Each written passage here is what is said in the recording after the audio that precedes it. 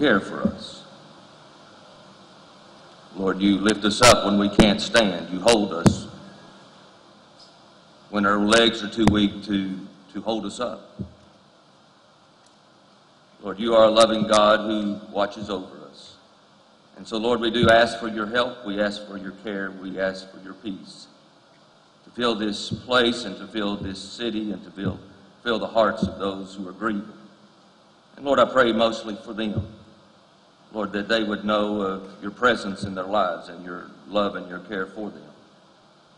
That they would know that you understand, and Lord, that you have not left them, then that you have not forsaken them, then Lord, that you are still here. So Lord, we do thank you for your presence. We thank you for your love. And it's in your precious, holy, and righteous name of Jesus that we pray. Amen. Yeah. You have any words or anything you want to say, Tony?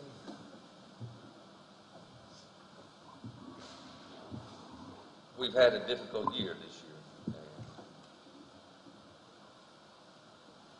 The sadness, sorrow, grief, anger,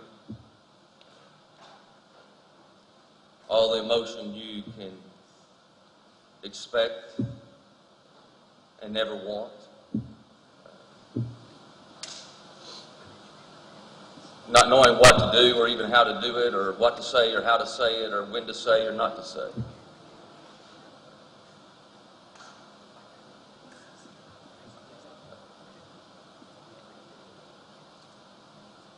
Families devastated, hearts torn.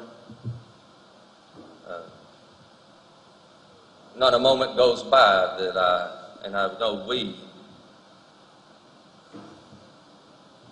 aren't confronted, aren't thinking about all that's going on and has gone on. And, you know, sometimes it might be difficult to even say, I don't know that we are even beginning to grieve and even beginning to heal. But that is my prayer, that even in the midst of our sorrow, in the midst of our sadness, in the midst of our grief, in the midst of our frustration and our anger and all of those different emotions and things that we feel, that when we can't do it ourselves, that we would recognize that there is help and there is hope, and that God's compassion is great. I've done a lot of funerals in my life and ministered to lots of grief over the years that I've been a pastor for 30 plus. It's never the same and it's never easy. And what I have found, though, there is a need for one another and to lean on one another, to help one another. Most of the time when I'm dealing with people, I try to keep as quiet as possible, believe it or not. Because even after all the years, I don't know what to say or how to say it. Because normally if I say something, it's the wrong thing.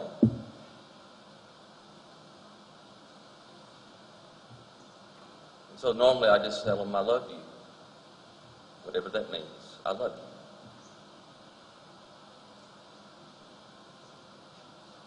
And whatever that means to you, to us, to Uvalde, I love Uvalde.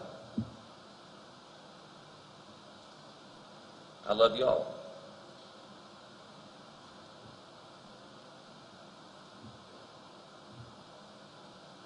And my prayer and my hope is that through the darkest of times, like I said, I've done lots of, I've never experienced anything as sad or as gut-wrenching, heartbreaking as all of that's gone on. And me personally, I'm too weak for it.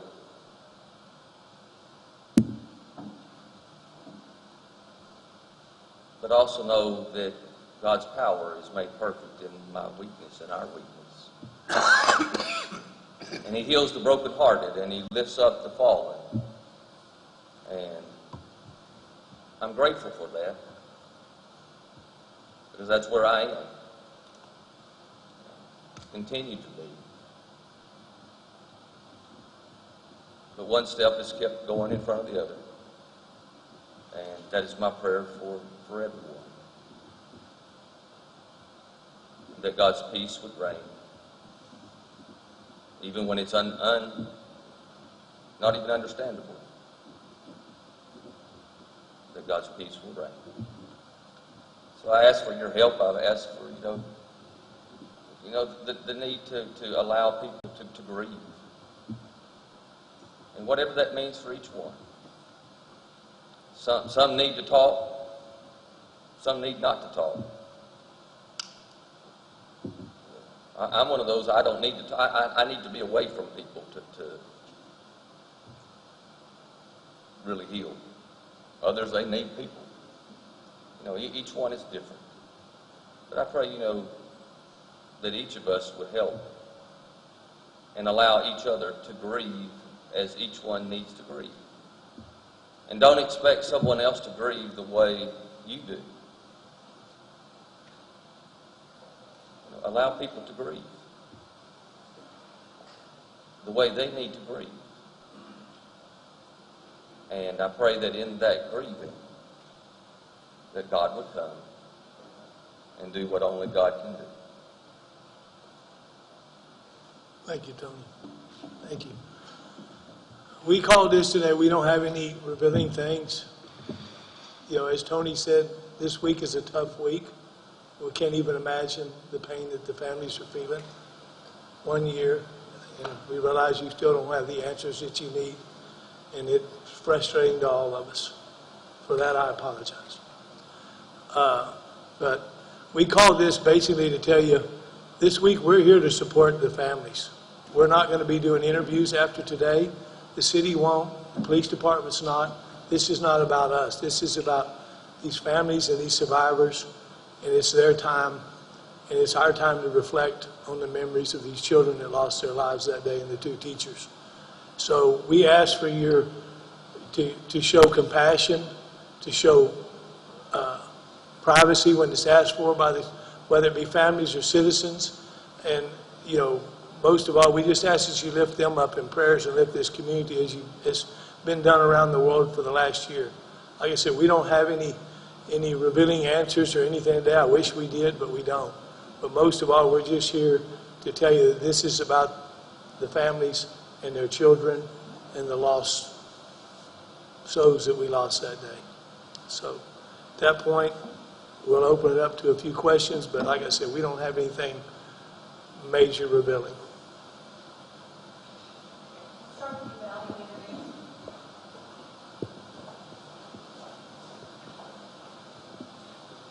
Good morning.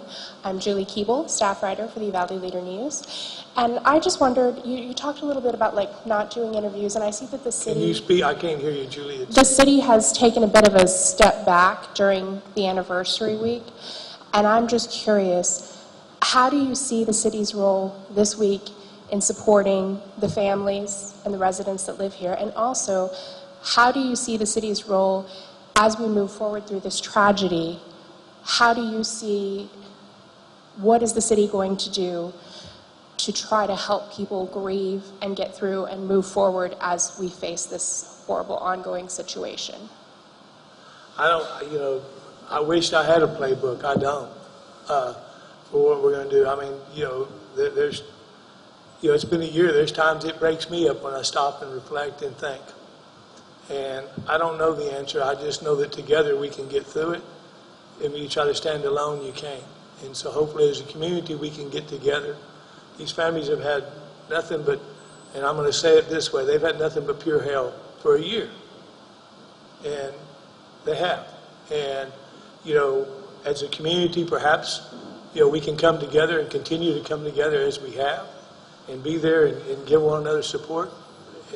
And that's how we're going to move forward. And also, the city has been really good about allowing use of the plaza and other city-owned spaces for memorials and for events in remembrance. Is that something that the city is going to discuss moving forward, or do you envision that changing?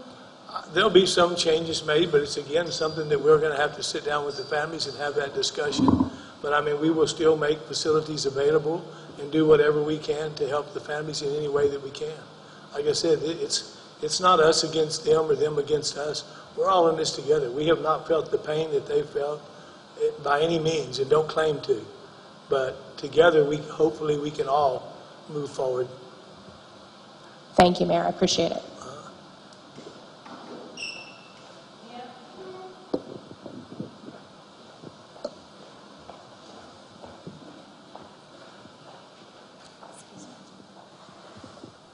Hi, Lee Waldman, KSAT 12 News. There was a statement put out by the city asking for some privacy during this one-year mark as the city continues to grieve, as these families continue to grieve. But there was also a statement put out by Lives Rob inviting the world to come and remember the 21+1. Do you think these are two things working against each other, the city asking for privacy and the families asking then for people to come and remember their kids and remember their moms?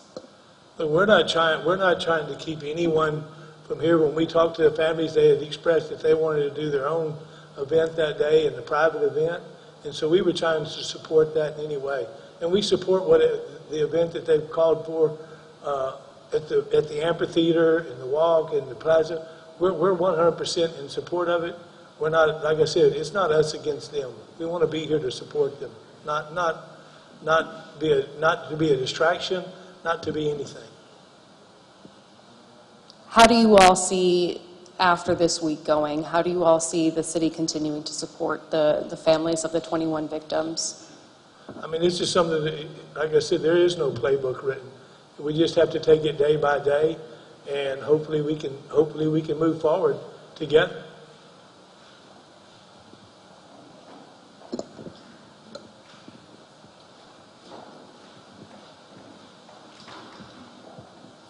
Hi, Will Grant from BBC News. We've spent time with the family of Alicia Ramirez, and it strikes me that one of the things that seems hardest for them is the degree to which they just feel they've been kept in the dark, and that nobody has been held accountable in any way for what happened that day. You speak of allowing people to grieve, Pastor, but surely the extent to which people can grieve depends on first receiving justice. Do you feel, Mayor, that anyone will ever be held accountable for the mistakes that were made a year ago? You know, I've said over and over, everybody that was there that day has to be held accountable, whether it be the school police department, the Uvalde police department, every agency that was there. And this is my opinion. It's been a bunch of BS, and we've been a year, and we're still waiting for answers that we are. But we're moving forward to get those answers now, and as soon as we have our report, which should have been done, but it's not, then I can promise you whatever action that we need to take, we will take, and we will. I can't speak for the other agencies, but I can tell you when we started this, the Uvalde Police Department, or the City of Uvalde, was the first one to call for an internal investigation, and we've been blocked since day one at that point. I mean, it is unacceptable, isn't it? Yes, sir, it is.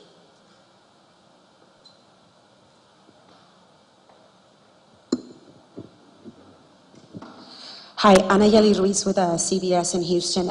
Question.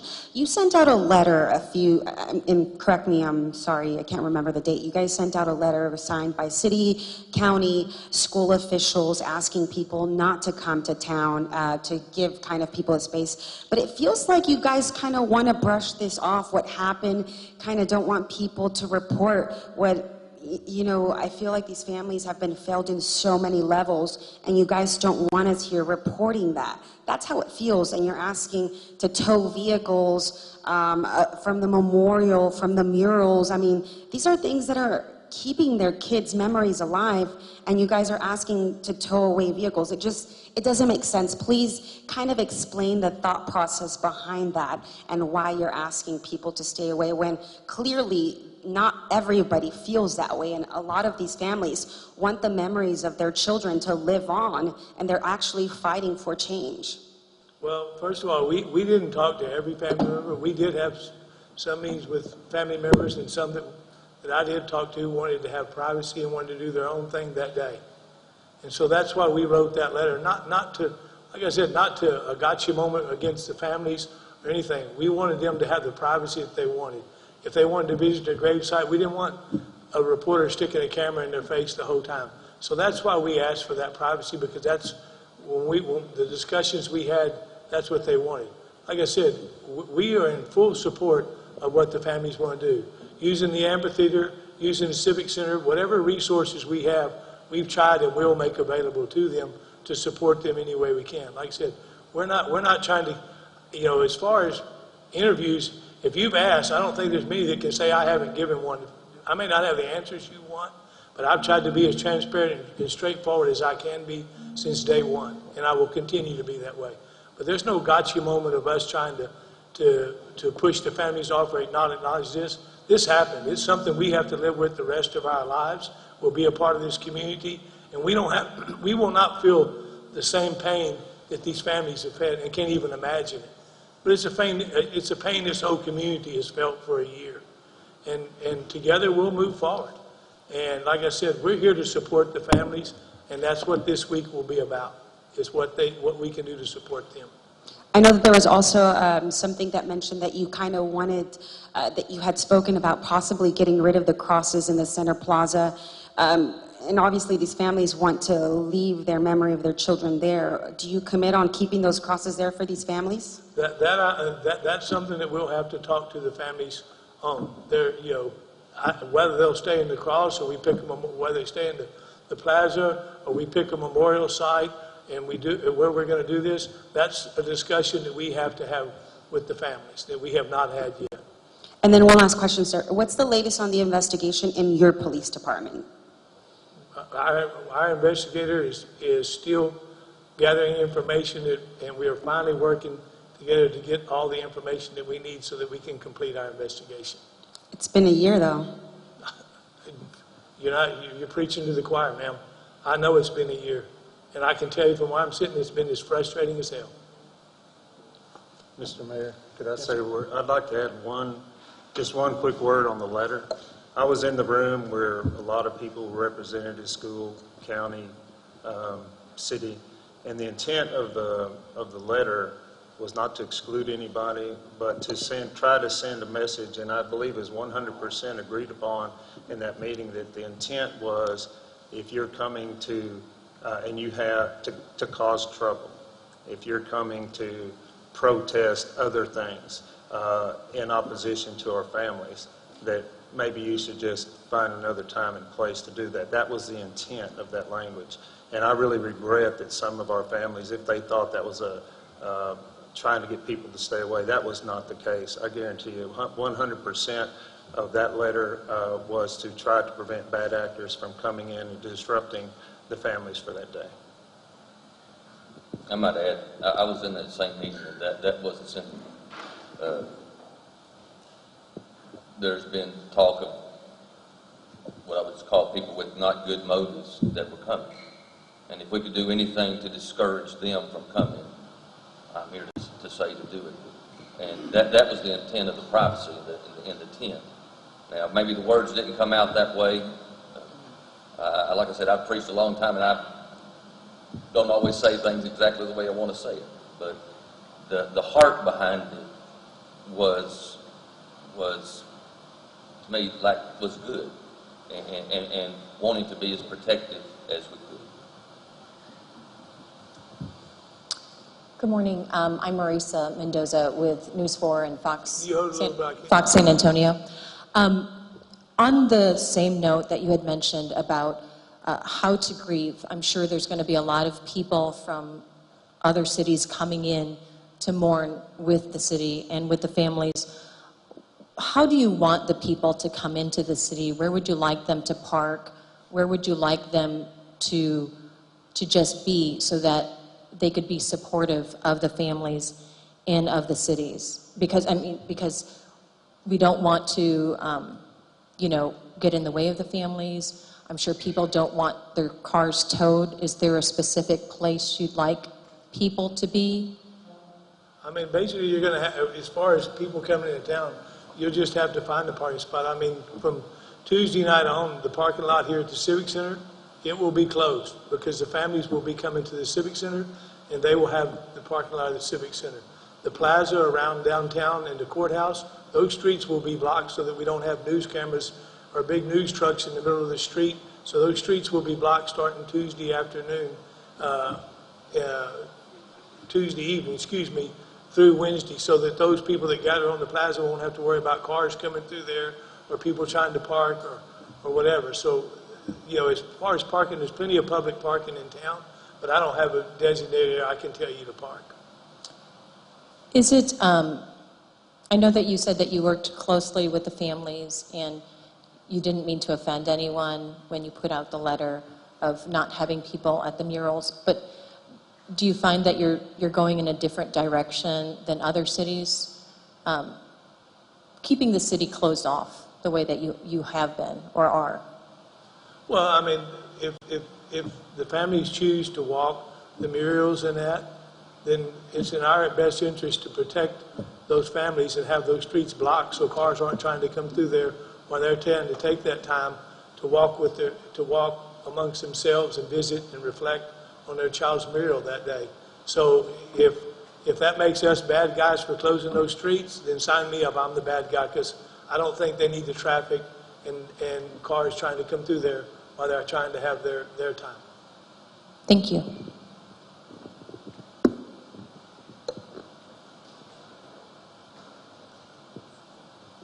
This question is for you, Mr. Mayor. I'm Jose Redondo with Spectrum News 1. We've spoken before, and one thing you've mentioned is a barrier for you to get answers as the district attorney. What's those conversations been like as of recently? As of recently, as far as the district attorney and the city of Uvalde are working together to get the results that we need. And that's all I can answer on that at this time. But we are working to get what we need. I think she's coming. Luke Simons, Kins 5, San Antonio. Obviously, this is not a place that you all, these families, wanted to be in. But 1 year later, when the spotlight is back here this week, what do you hope people understand about these families, the people, the community, that they may not know about, if you're not from this area? I mean, a lot of these families still have children at home, and they're still caring for their children. And like I said, we can't even imagine the pain that they felt. In a year's time, they still don't have answers to simple questions that they should have gotten. I mean, I'm the mayor. I've been 1 year. I haven't got one briefing from anybody from day one. Not one. Nor has the county judge. That's very frustrating. So if it's frustrating on us, you can only imagine what it does to them. So, I mean, hopefully that what people will see that we will move forward. We're never going to get over this day, and the families are never going to get over this day.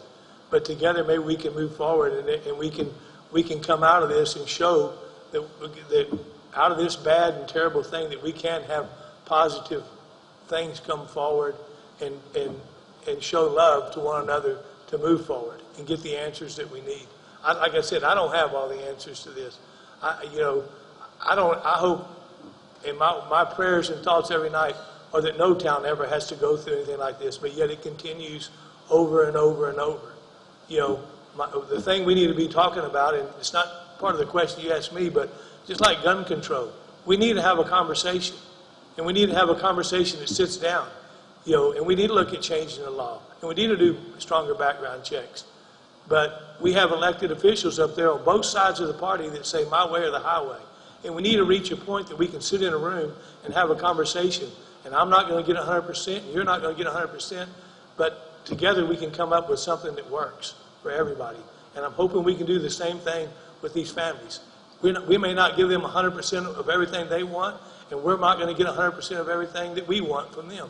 But together we can sit down and have a conversation and move forward. And that's what I'm hoping we can do, and that's what I'm hoping is reflected this year in this going forward. Good morning. Melissa Barraza, reporter with Telemundo San Antonio. Just a quick question on kind of like on that note. It's been a year and the families feel there hasn't been any answer. What's going to be done from the city, to keep pushing, or what's the effort that you guys are going to do now, to get those answers for the families and for the whole city? I can promise you that I will be pushing, and so will the city and everybody, to get these answers.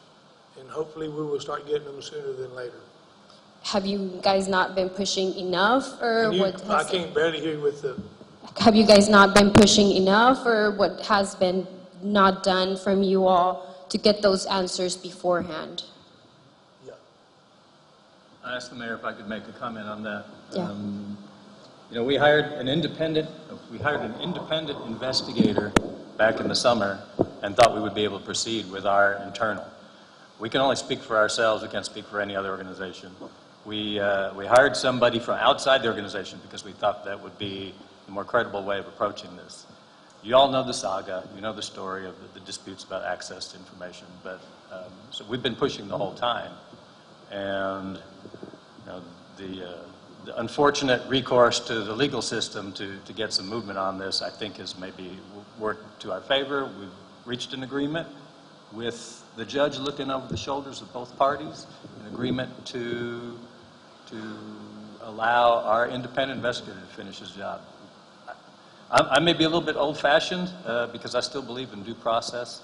We have to do this right, and that's the right way to do it. And it's taken way too long, and the mayor's expressed that frustration, and we all have it too. But we've got to see this through, and I realize that that's a key piece to the puzzle in moving on. We know that's true. Moving forward, I should say. We've got jobs to do. We still have to take care of this town, but we want to honor the memories of the people that died that day in the process, and that won't ever leave our minds. I can assure you that. But I think it really is key for us to get done the part that we have to do and to do it right. We don't want any backtracking. We don't want any do-overs. What's your message for the community on a whole? My message for the community as a whole, this has been a tough year. No, like I said, we haven't had it as tough as these families, but it's been a tough year, and it's been a trying year for everyone involved. So my hope is that maybe God will come in and open hearts and let some healing begin in the community. Like I said, I can't, for the families, I can't imagine what that healing is, but that's my prayer every day. And, as a community, hopefully, we will continue to move forward and express love to one another, I guess, is the easiest way to say it. Like I said, And lastly, one last question. When it comes to the parking and for the visitors and also for us, the you media. Go up, it hears you, but I can't hear. I'm old now. I'm gonna have to get my hearing checked. Sorry for the question with the parking for the visitors, and I'm pretty sure a lot of the media are asking that, especially when it comes to like the school. Where can we park? Is it because it's a whole residential area right there? You mentioned public parking, but I mean in that area. Well, I mean, right here on the other side of Walgreens is a big vacant lot. We've agreed, we talked to the owner of that lot. You can park your news trucks and cameras and trucks there. It's not far from the from the Civic Center. It's not far from the plaza, but you can park there, and that's a pretty good sized lot, and it's all weather lot, so the rain didn't hurt it. The other, I think we've talked to the school district about using the southwest corner of the teacher's parking lot at the Robb School area. If you want to park your news trucks there, that keeps them off the streets, and you're close to the school and the functions there. But I mean, as of like I said, tomorrow night, if you park in the Civic Center parking lot, we will ask you to move nicely at first, and if you don't, we will tow you.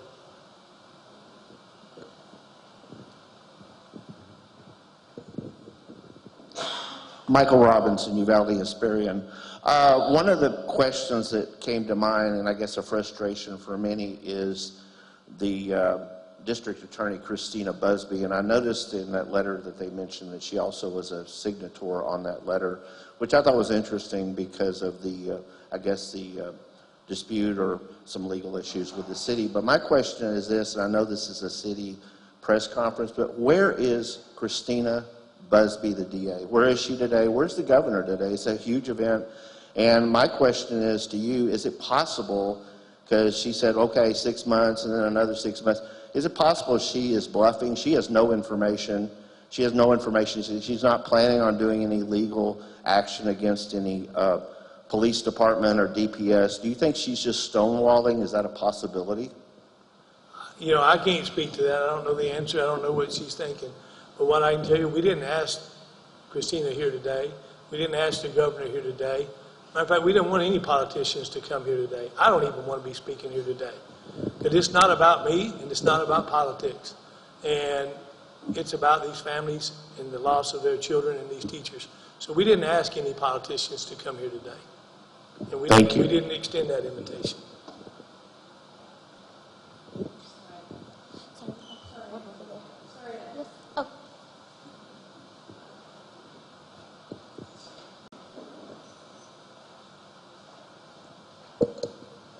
Hi, Wendy Woolfolk with NBC News. Mr. Patterson, can I just ask you, do you know what plans are for the site of Robb Elementary School?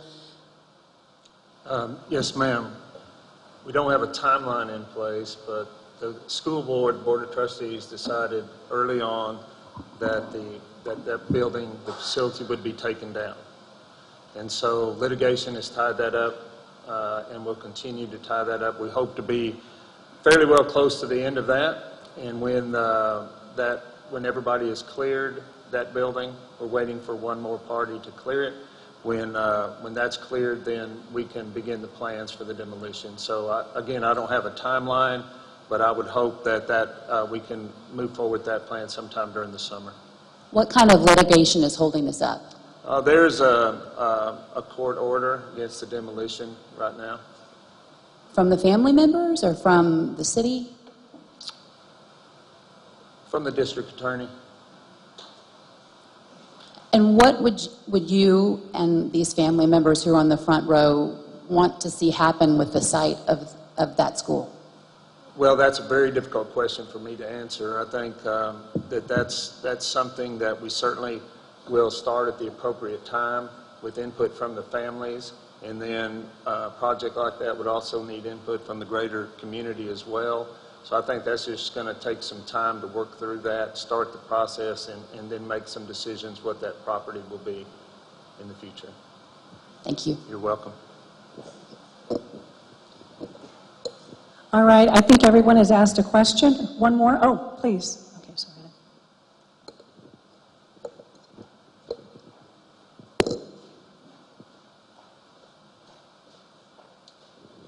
Hi, I don't have a question. I actually have a statement. Mr. Patterson, Mr. McLaughlin, Mr. DiBiase, thank you very much for working with us during this time. Mr. Chief of Police Rodriguez and Judge Mitchell, we appreciate all that y'all have done to help us with this. So there's been some confusion with the letter that y'all sent out. We wish y'all would have showed us that letter so we could have maybe worked together on that part. So we're going, but I also understand what y'all tried to help cover up for us, so we're just going to announce it since it's already been let out of the bag. The families do have something going on prior to the vigil,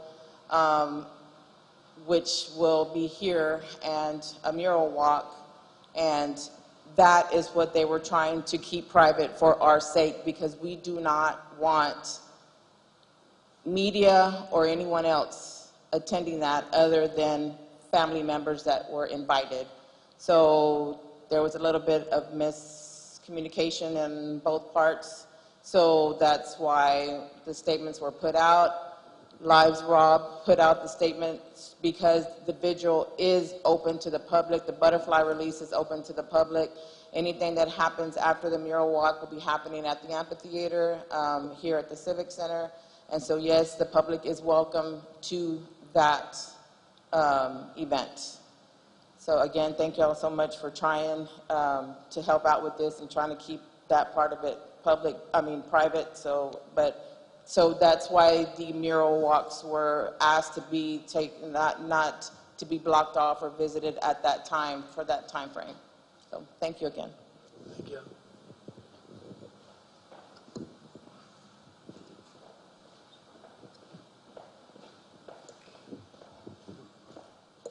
All right, thank you everyone for being here.